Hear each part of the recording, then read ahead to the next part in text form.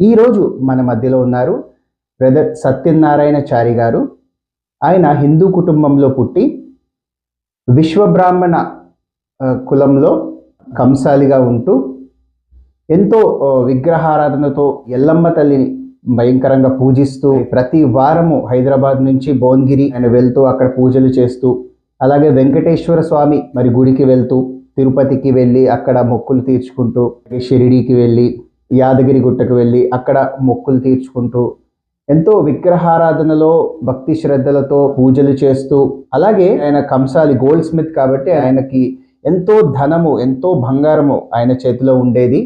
అంత ధనవంతులైన ఆయన ప్రాణ స్నేహితులే ధనము కోసము ఆయనని కిడ్నాప్ చేసి 65 రోజులు ఆయన మరి బందీ గృహంలో ఉంచారు. అది పేపర్లో కూడా న్యూస్ వచ్చింది, హైలైట్ అయింది. ఈ సత్యనారాయణచారి గారి జీవితంలోకి యేసుక్రీస్తు ప్రభు ఎలా వచ్చారు,